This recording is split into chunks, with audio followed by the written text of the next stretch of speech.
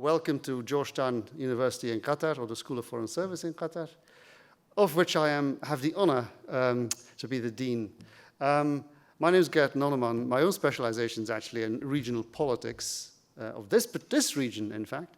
But I happen to have been familiar with A.C. Grayling, or Anthony Grayling, for years and years and years, at least his work in writing.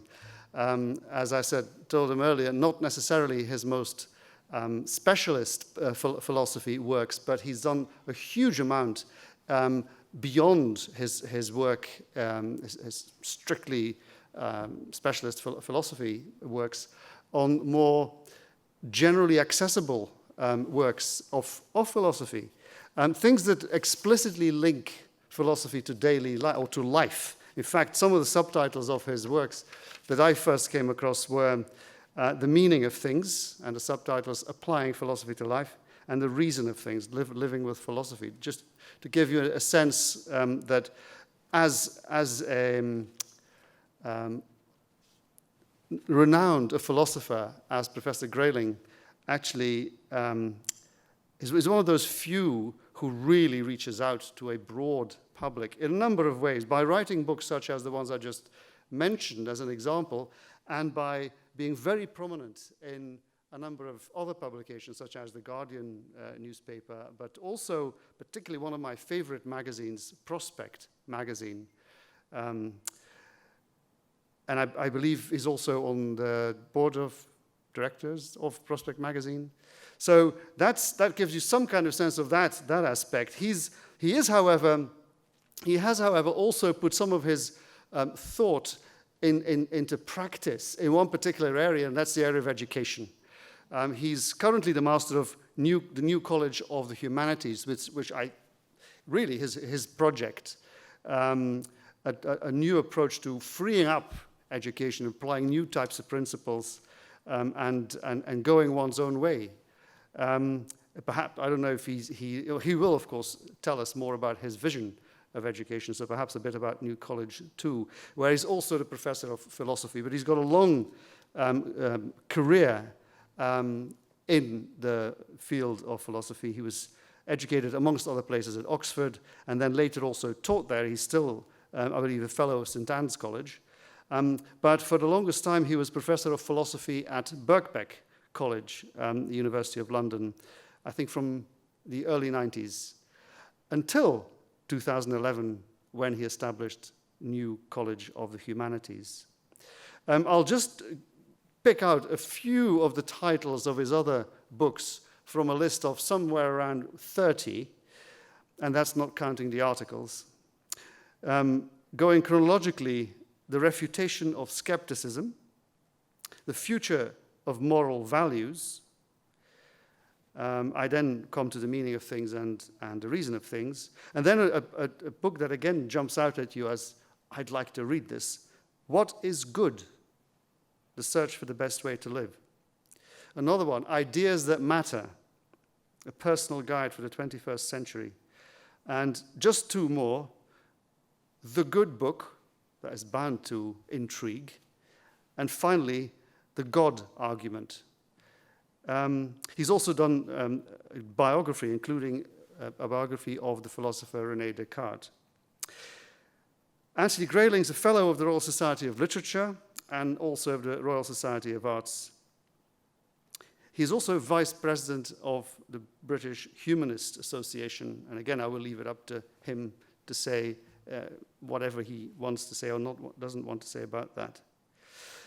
For those of you more steeped in philosophy, his main interests lie in epistemology, metaphysics, and philosophical logic, although he might want to correct me on that.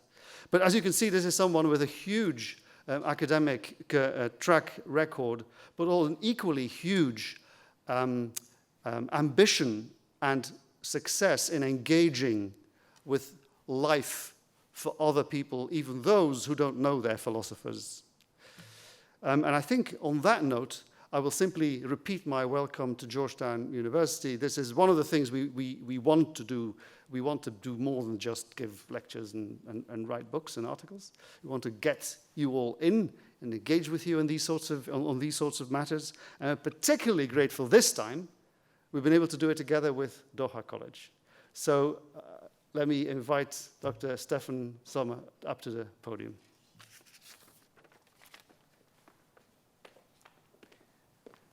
Thank you very much, Gerd.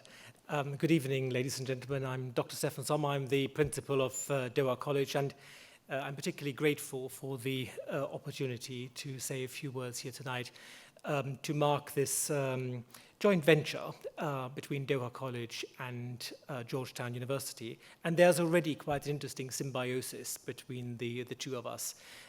Students from Doha College coming here on various occasions throughout the year, engaging in debate, be it for MUN or other aspects of academia. And of course, we are trying to use this as well as an opportunity to strengthen this symbiosis. Professor Grayling spent the morning at Doha College engaging with students of various ages, and it really is quite inspiring to see to what extent philosophy and the ideas that we've just been talking about matter to students even at the age of 15 and 16. Education having come a long way, it is interesting to see how differently children in the 21st century learn and approach those very interesting ideas. And I was personally encouraged, A, as the principal of the college, and B, also as a personal friend of Professor Grayling, how engaged the students were, and the ambition with which they, and engagement with which they asked the questions to Professor Grayling. We've known each other for quite some time, and eternally grateful for this relationship of friendship, which has given the students of the schools that I've led in the past the opportunity to get to know Anthony and to be inspired by him and learn from him. So without much further ado, let me present Professor Anthony Grayling. Anthony, the floor is yours. Thank you. Yeah. What I've been asked to talk about is education, the future of education, and some philosophical reflections on that very, very important question. All the more important because, as you remember, Aristotle said, we educate ourselves so that we can make a noble use of our leisure. And that is what the ancient Greeks, or educated ancient Greeks, would think, that you learned to read, you learned to master the poets, you learned to engage with the philosophers, so that in your leisure time you could have intelligent, fruitful conversations with your peers in society, so that your mind would always be enriched and enhanced by encounter with the minds of others, including the minds captured in writing that came to you and spoke to you from the past. But that is an idea of education which now would seem really rather odd, supposing you were to try to recruit students on the basis that you were going to give them jolly good leisure time. And that was the reason why they should come and study with you. Nowadays, we tend to be much more vocationally minded. I was mentioning a bit earlier today in talking to some of the teaching staff at Doha College that parents, however much they love their children, do want them to leave home eventually and do their own laundry, and this means that their children have to get a job. And so in order to get them a job, they want them to study STEM subjects, science and technology and engineering, medicine, vocational subjects, business management, economics. And so, of course, naturally enough, they push their children in that direction, and the children themselves, made anxious by the thought that in a competitive and difficult world, they need as much advantages as they can get, and so, of course, they go for those subjects.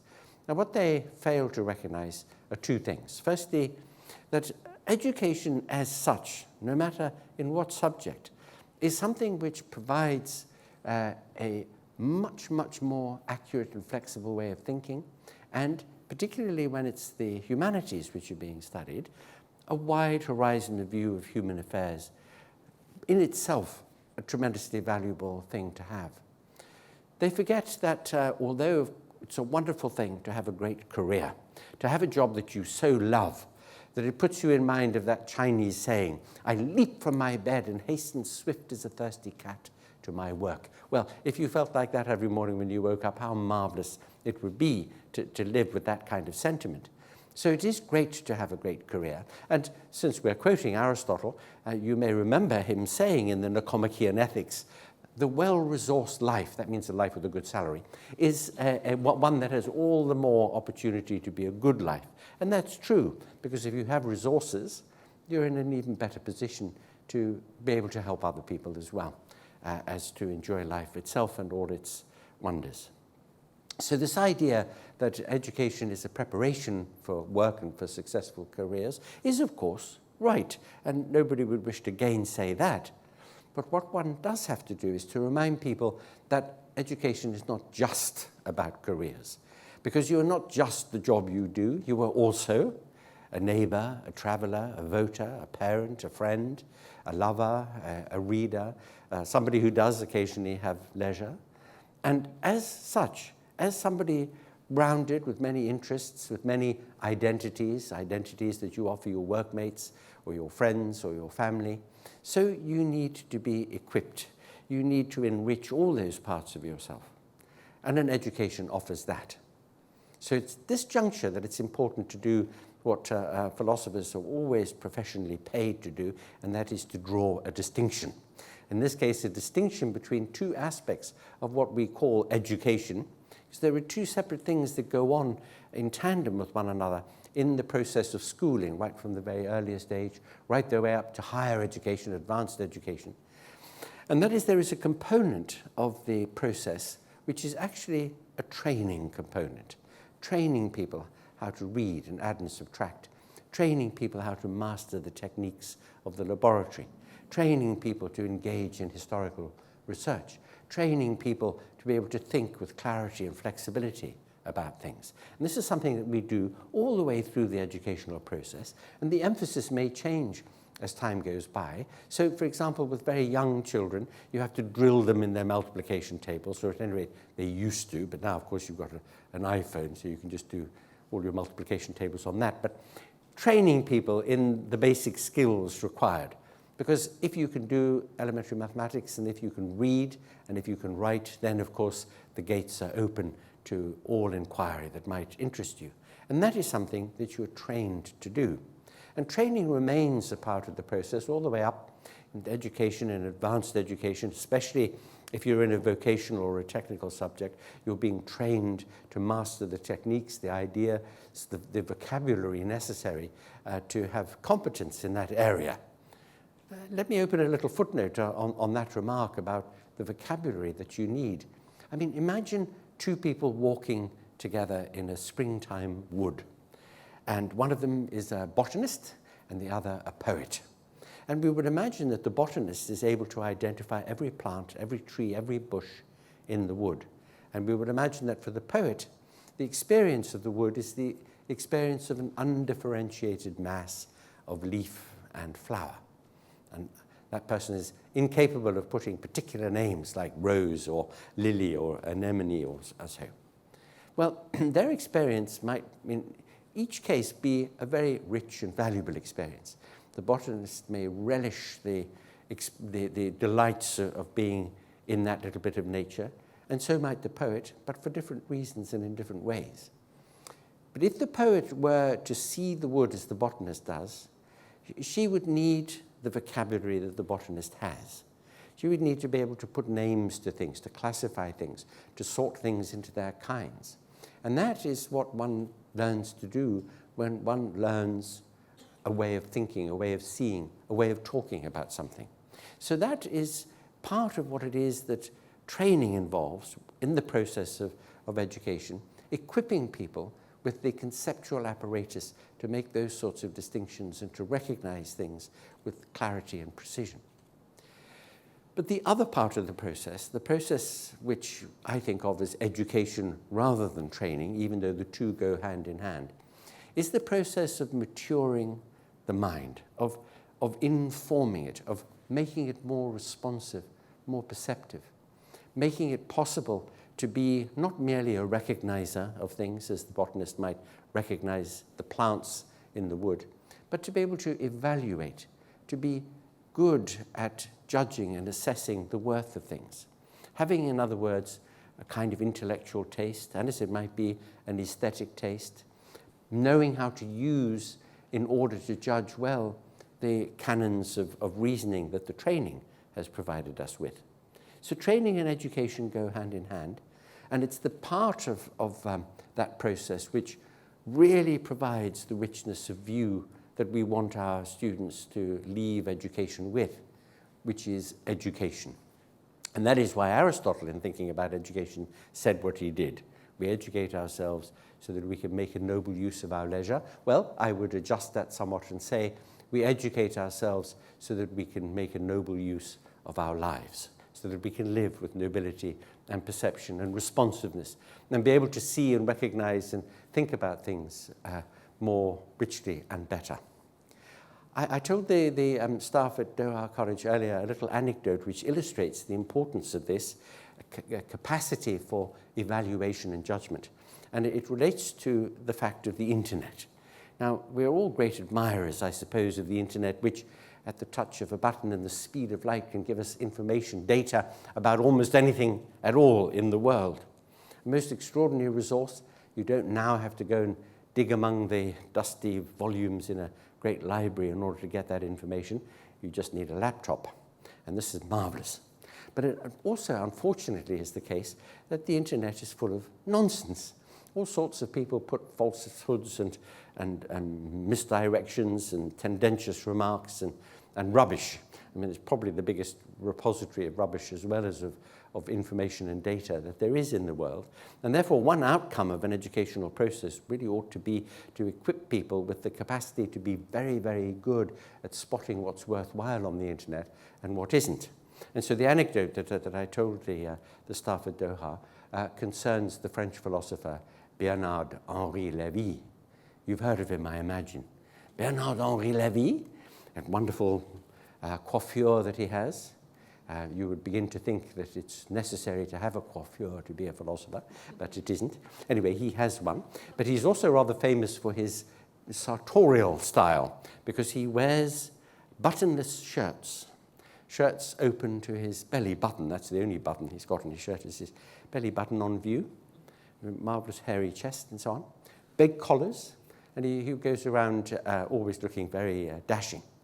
And I once asked him why he wears his shirt open to his belly button. I said, Bernard, etc., etc. And he said, because I'm hot, he said. Well, that may very well be true. But the thing about Bernard is that he made the most tremendous mistake very recently, publishing a book in which he quotes a character whom he had encountered on the internet. An 18th century French thinker by the name of Botul, B-O-T-U-L, whom he quotes with approval in his book. When the book was published and it was in the bookshops, he discovered that there is no such person as Botul. It was made up by some joker on the internet, and he would have recognized this if he had further recognized that the theory of Monsieur Botul is Botulism. Well, I mean, if he had spotted that, he would have thought, hello, there's something wrong here. With tremendous Gallic flair, when he was asked on television how he could quote somebody from the internet who doesn't exist and why didn't he check, he said, oh, you know, what he says is good, so I quote him. It doesn't matter whether he exists or not. That's the French for you. Any Frenchman among you this evening will recognize that the French are a little bit inclined to say, well, it works in practice, but does it work in theory? So this is a great philosophical nation. And then he provides an example of how important it is to know how to check things, to apply the rule that says always verify your references, always make sure that you're getting good information. To be equipped with a nose for recognizing nonsense, to have a sense of how things hang together so that when you come across a piece of information on the internet or indeed anywhere else, you have your capacity to judge is evoked, and you can bring to bear things that you've read and thought, discussions that you've had. That is the budget, the advantage of an education which has made you a good, accurate, flexible, careful thinker, capable of making sense of things in a way which is productive. Because when you reflect on the internet, when you reflect on the availability of sheer volumes of data, you recognize that Data by itself is not knowledge. You have to organize it properly. You've got to put data into connection with other data, see the patterns, build something out of them, a construction. And yet, that isn't the last step either, because the last step is something beyond merely having knowledge. The last step is being able to make sense of it, to understand it, to have an insight into it, to know which parts of it really matter, and how to apply it, how to use it in order to get more knowledge, more data, and therefore more understanding. And in fact, the great difference, I suppose, between school education and university education is that even though, of course, there's a continuity, even though at university you're acquiring yet further knowledge, you're also being encouraged to be particularly reflective about that knowledge, to look at it, to understand how you got it, to recognize the defeasibility of our claims to knowledge, and to be able to make a mature and reflective use of it. And this, I think, of all the things that matters in an education, is the thing that you most want people to take with them when they leave education. You're all familiar with this, the saying, education is what remains when you've forgotten what you learned, that the mindset that you've shaped and formed, the way that you think. That is the most valuable thing that you can take away from an education. And therefore, an education really ought to have as its aim the helping the individual to shape a way of thinking and reflecting. If you look at the word education and you think of its etymology, it has an interesting etymology. It comes from the Latin ex duco, educare, in fact, to lead out or to bring out. Now, you may, since you were all reading Plato in the bath last night, think that this is immediately a reference to Plato's view about education. And yes, it is. It is actually cognate with that, although the etymology of the term is not a direct link with the Platonic view. Plato, you may remember, thought the following. He thought that if you know something, then the thing that you know must be true, and it must be an eternal and a perfect truth. Therefore, we here in the sublunary realm, on the planet, in this life, we don't know anything, because all we could ever form from our experience of the world is mere opinion, mere belief. And in order to turn opinion into belief, we have to find something that's really going to nail it down. Like the statues of Daedalus, you remember the chap who invented a pair of wings and flew. There was a legend to the effect that if you had such a statue, it might, in the nighttime when you weren't looking, flap its wings and fly away. So they were always nailed to the floor, these statues. So in order to nail a belief or an opinion to the floor, in order to turn it into knowledge, you needed something other than mere opinion, mere experience, mere perceptual encounter with the world. Plato came up with a theory. And his theory was that we have immortal souls. And our immortal souls pre-exist birth. And in that pre-existent state, they have immediate acquaintance with all the most perfect and eternal, immutable truths that there are. And when our souls are embodied at the moment of conception or birth or whenever it happens, they forget everything. And in fact, the process of what we think of as education is just the process of being reminded a little of the things that we knew before we were born. The theory is called anamnesis, the doctrine of anamnesis. And you think about that word, anamnesis, you know the word amnesia, which means forgetting. Well, anamnesia means unforgetting or remembering. I mean, it's a little bit of a long way around of saying remembering, isn't it, to say unforgetting. It puts me in mind a little bit of the fact that two negatives cancel out, don't they? Not cancels out. Every double negative makes an affirmative. A famous logician once said, two negatives make an affirmative, but there is no language in the world in which two affirmatives make a negative. And somebody at the back of the room said, yeah. Well, anyway.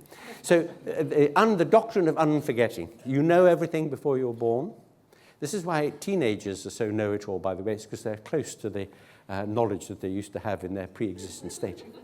You forget it at the moment of conception, and then painfully, little by little, you're reminded of some of the things that you knew. And that's what education is, bringing out what is innate, leading out, taking out of you all this, some little bit of this great repository of knowledge that you have. As it happens, education in England in the Renaissance and subsequent period was premised on this idea that the process of schooling is a process of bringing things out of people. We sometimes say bringing out a person's natural capacities and gifts and enhancing them. And indeed, we still think in that way, of encouraging people to mature and develop those talents that they have and those gifts that they have. And indeed, I think there is a great deal to be said for that. So you might not go the whole hog with Plato and think that we have deep innate knowledge of all things, but we certainly have innate capacities, innate abilities, and properly educated by educators who see the grain of our personality, who are able to work with us and encourage us. We are therefore able to enhance those capacities and do well. Now this university, Georgetown, is a Jesuit, or was a Jesuit foundation, and the Jesuits had a rather interesting view about education. They said, treat every child as a bottle with a very thin neck. If you fill it up slowly and carefully, then you'll get all the liquid in that you want. Try and pour the liquid in too fast, and nothing will go in. So they had a practical view about education, about working with the individual, slowly making sure that things went in, providing the foundations thoroughly and firmly so that the process of teaching, imparting knowledge and skills, the training part and the education part, would both work. So right from the very beginning of the tradition of thinking about religion, of education, of society, of philosophy, of an appreciation of the arts, of all the different things that matter in a human society, the idea is to, in the process of that, make sure that the different aspects of a mentality, of a mind, are shaped and informed. I like to tell the story, and I told it at Doha earlier on, about the one metaphor that is most useful in this connection, about the end or aim of what one wants from an educational process. And it's drawn from an essay by Plutarch, remember he who wrote the parallel lives of the Greeks and Romans. But in one of his moral essays, The Dinner of the Seven Wise Men, it's always important to point out to the ladies that in those palmy days, it was only the men who went to dinner, but that's because the ladies were doing something much more important at home. Anyway, the essay starts off with two of the sages on their way to this dinner party. One says to the other, we know what the duty is of a host. It's got to provide the food, the entertainment. But what is the duty of a guest? The duty of a guest at a dinner party. And the other one said, well, the guest's duty is to be a good conversationalist. That is, somebody who knows things, who's knowledgeable, who has read, who is informed, who can talk well and interestingly about a wide range of subjects, but who is also, and very, very importantly, a good listener. Somebody who really pays attention to the other person's stories and points of view, who's able to draw the other person out, to find interest in them and to engage with them in that way. And being a good listener is a really key thing, because we all know that the world's problems arise from the fact that we don't hear what other people say, but only think that we do. All domestic problems begin in that way, and most international problems do too. So that's a very useful thing to know for foreign relations. So to be attentive and to be a good listener, to really understand where somebody is coming from, as the phrase sometimes goes, is a very important part of being a good conversationalist. So if you're informed and attentive, then you're a good guest at a dinner party, but you're also, therefore, of course, a good guest at the dinner of life. And where do you get the opportunity to be informed and to be attentive? Well, in education. Not in the training part of education, but in the education part of education. That is in the part where what one is doing is being self-reflective, being thoughtful about what people claim, what people say, what we ourselves take ourselves to know, being good readers, good listeners, being observant, and being always interested in trying to join the dots, trying to make sense of things. Because after all, the great point of education is to help us make sense of ourselves and our fellows in society and of our world. And this, I think, tells us something about what we should be thinking of in our complicated 21st century. Something that surprises me is that when I went up as an undergraduate back in the 1960s, I point out to people that I still have the hairstyle, so it proves that I was there. That in the 1960s, only 8% of school leavers went to university in England, not in the UK as a whole. It's a slightly higher proportion in Scotland. But in England, only 8% of school leavers went to university.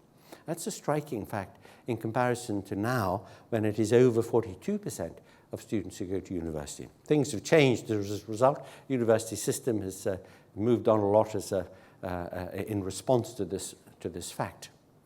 But too many of our universities still have very similar curricula to the curricula of the 1960s. When that small proportion of people went to university, the dons were cloning themselves. They were looking for their own replacements, I suppose, and they constructed degree courses which reflected their own very specialist academic interests. Now, to study a degree subject in a very academic and scholarly way is a very good intellectual training, actually. If you take it seriously and if you become good at historical research or work in physics or philosophical argumentation, any of these things are going to provide you with extremely useful, exportable capacities and skills which you can take away with you. But having an over-concentrated and over-specialist curriculum misses an opportunity too. An opportunity not only to train a mind, but to educate a sensibility, to give people an opportunity to see the wide horizon of human affairs, and to be responsive and sympathetic and generous and understanding about the diversity and plurality of human nature and human desire. And this is a really important point because it relates to the anxiety that parents have about what their offspring are going to study that will get them good jobs.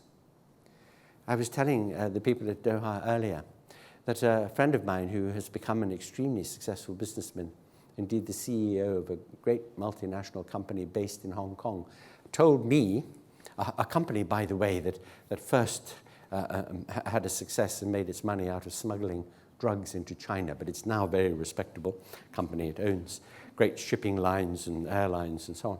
And he told me that he likes to employ humanities graduates, that is, people who've studied philosophy and literature and classics and languages and human geography and history, because, he said, they have been given the opportunity to reflect on this human world of ours, on human nature and the human condition, on the sorts of things that motivate and impel people and interest people.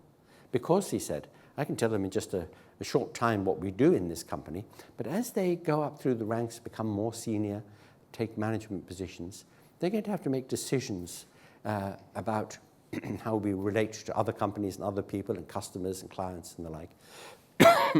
And one thing which is terribly important to know is what moves people, what non-rational, emotional, political, sociological motives move the decisions that people make.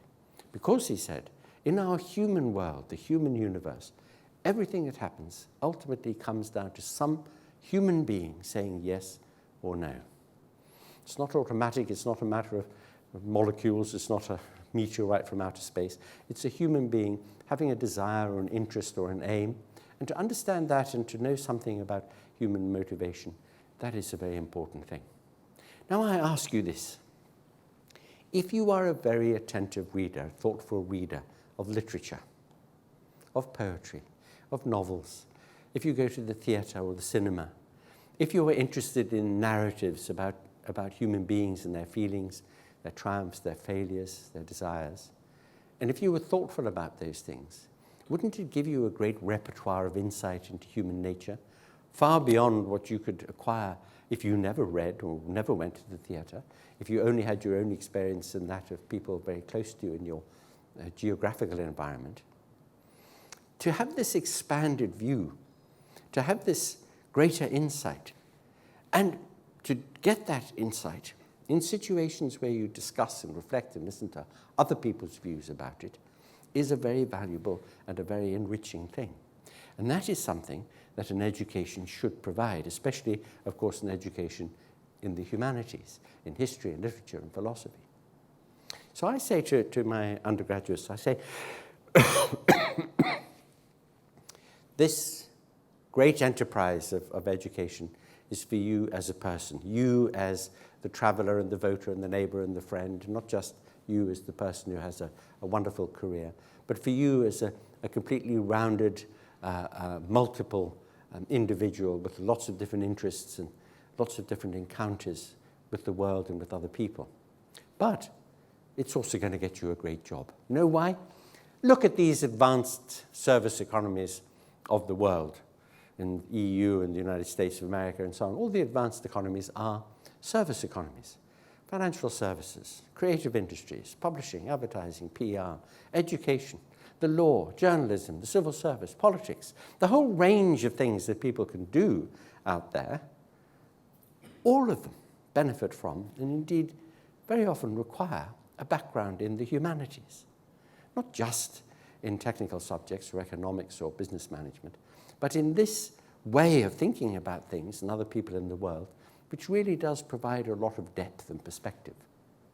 And this was something that was brought home to me when I went, not long after seeing my friend in Hong Kong. In fact, sort of by coincidentally, I happened to be giving a talk at Imperial College in London, which, as you know, is one of the world's great institutions for the study of science and engineering and medicine. And one of the pro-vice chancellors who took me to dinner afterwards told me an interesting thing. She said, you know, quite recently we did a project looking at why it was that our best graduates were not getting their first choice jobs. This was some years ago. Things have changed since then for the reason that she explained. And they found when they went and talked to the big pharmacological companies, the big engineering firms, that these companies said, your graduates are brilliant, absolutely superb, but they are so specialized.